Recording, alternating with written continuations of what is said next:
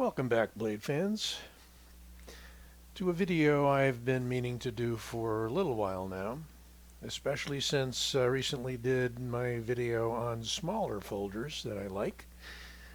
Why not give equal time to larger folders that I like? And these are probably the top 5. If I had to do 5 more, I could easily include 5 more that I like that are larger, but these get my attention. They're all from different brands, so we have some equal representation here. And let's see, where shall we start? By the way, these all have great ergos, fit the hand well. If you're a large folder lover like me, one of these at least should fit your needs.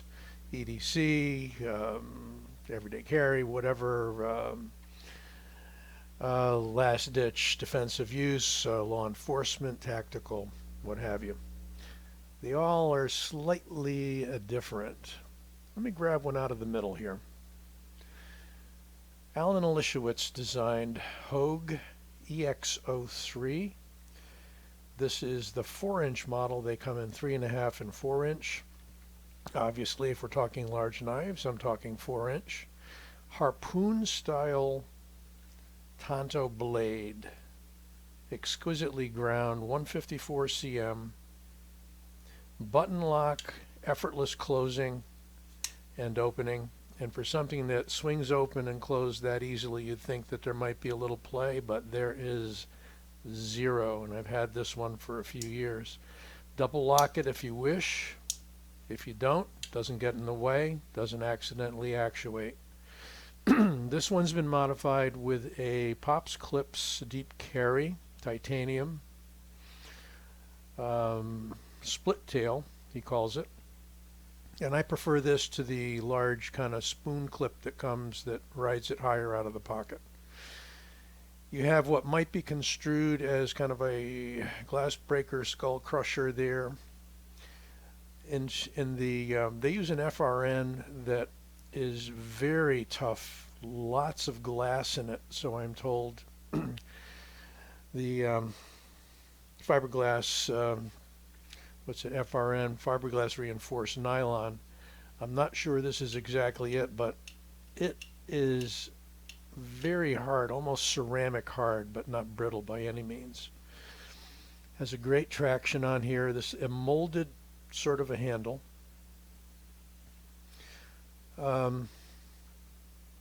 Pretty much closed back, 2 halves. It is almost solid FRN. Yeah, I mean, that's what makes it a relatively light knife. You just have the mechanism up here and reinforcement for the mechanism. I believe they're using bearings, but carries well, opens like a dream. Ergos very flat. Some jimping on the back strap. We got some useful jimping, a little bit on the smooth side, large jimping, a little polished over here. But still going to keep your thumb from sliding, and you can get your thumb way out there if you want. I like it because it holds well in the square grip, but you can hold it in kind of a saber grip as well. Got a little cutout there for the finger, kind of a choil. The rest of your fingers fit nicely in this swale in here. I'm borrowing terms from Bob DeMarco now. I like that word, swale. Anything with like a large curve, right? So that's a 4-inch version, again, of the Hogue EX03. Nice knife. Working in from the right, a relatively recent acquisition and my first and only Tepe design from Tepe Design. I mean, he's designed knives for Tucson, as well as a number of other manufacturers, but mainly a lot of Tucsons and collaborations with other designers. All carbon fiber, Beautifully done.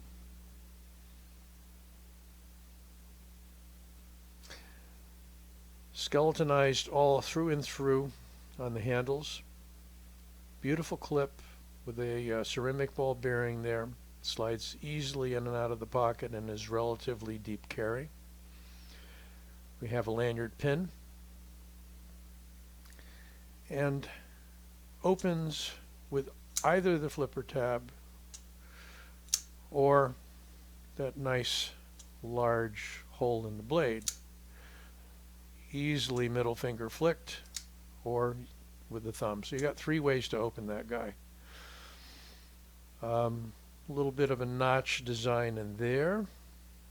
He likes to do the line designs and kind of what you might call sort of a tree sprig coming up here. Lack of a better name. Not very heavily branded. It is an M390 blade. That's only on the tab. And he has his maker's mark there. Nothing on the clip side of the knife. It is a embedded liner locking knife, and it is extremely smooth and drop shutting. 4-inch blade, so right up in the same classification lengthwise as the Hogue. Pretty much 4-inch blade. I think it's at least a 4-inch blade. Like that interesting scallop design here. On all of these knives there are individual reviews, by the way, so check them out on my channel. If you don't get enough of it here, just look them up by name. That is the Tepe Hornet. Didn't mention that. Hornet 2. Okay. Tepe Designs Hornet 2. Okay. Well, the elephant in the room, the dinosaur, the huge knife of them all, 4.2 inch. Is it 4.2? Might even be longer. Well, we're talking more like a 4.3 inch blade. Max Ace Sandstorm K. And the knives that have the -K designations are the Bowler K110 blades. There is a more expensive, much more expensive version of this knife for in the $400 range, which is the Sandstorm. That ain't in the collection. There's a beautifully 3D machined G10 handle. An interesting lock, if you want to lock out, and I didn't do it, did I? Turn it the other way. There we go. Locks out the liner. Doesn't seem to actuate accidentally, but you know, I don't know of too many emergency close situations for knives. Mainly an emergency open, and I locked it again. There. So when it's in line with the blade, it's unlocked. When it's standing up vertically, it's locked. Let's check that out. Yep. Beautiful drop shutty action. Gigantic, useful thumb studs. I do like thumb stud knives. You get a little tired of flippers. Wide open construction in the back with 3 pillars. 4th one in the end. Clip's one of my least favorite parts of the knife. I think Max Ace can do a little better with their clips. Many of their clips are kind of an afterthought. Not switchable. Plenty of room on the hand. Almost enough room for half a second hand.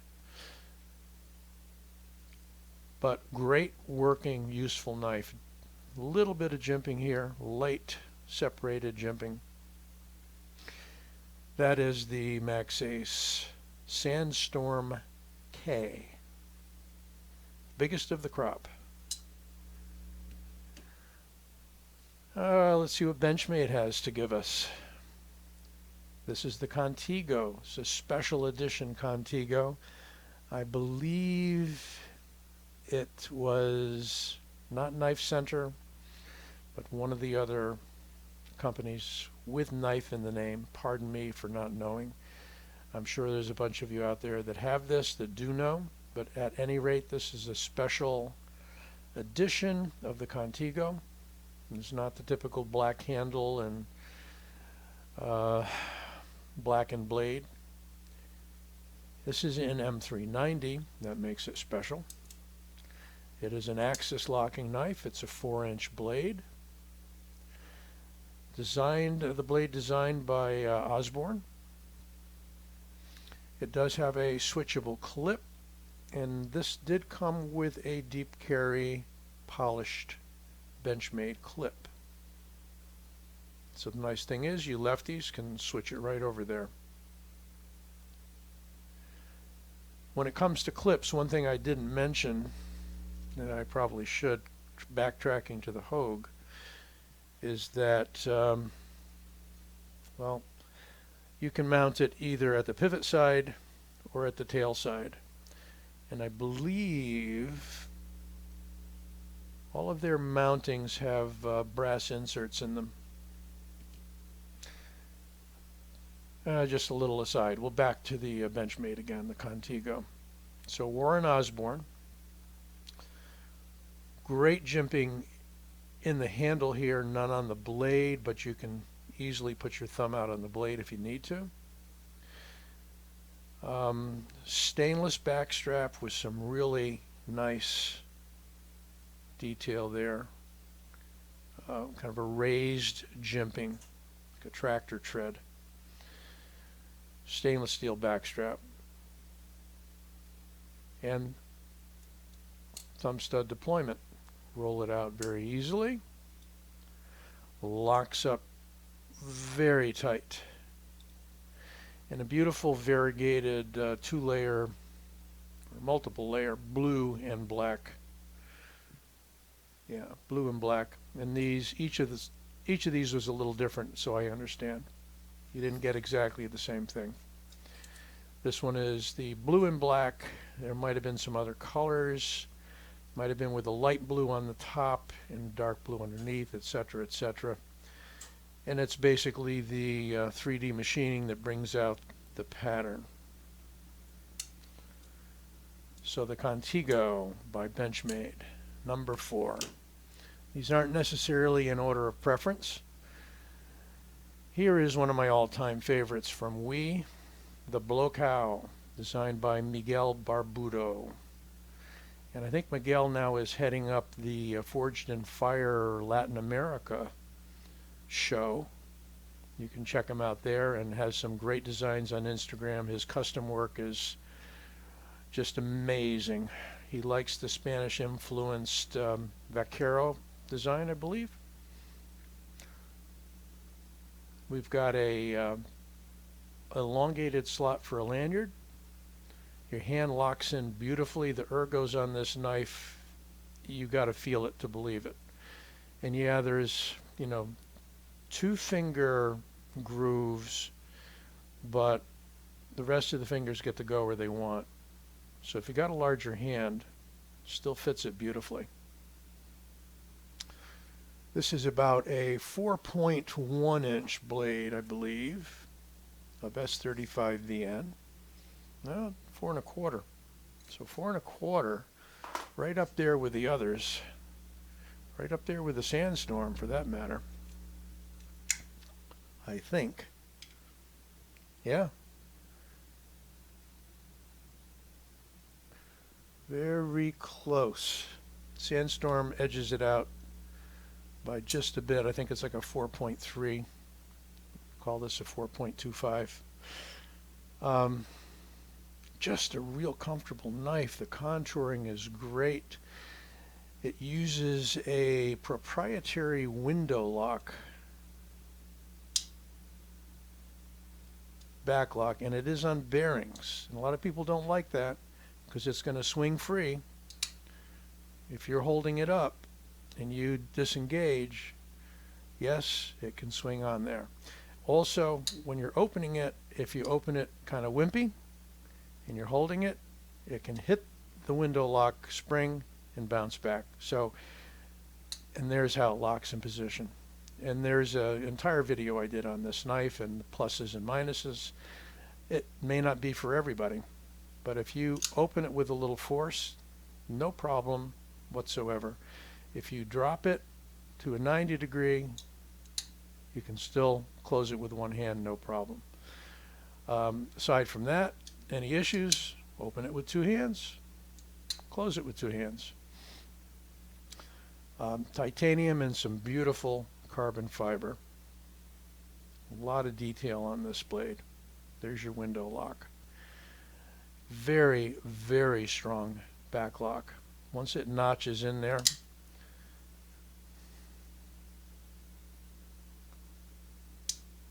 it's in there for good. Captures it completely right on that one notch. Okay, so let's bring them out for the finale. The Sandstorm, the Blow-Cow, the Hornet 2, Benchmade Contego, and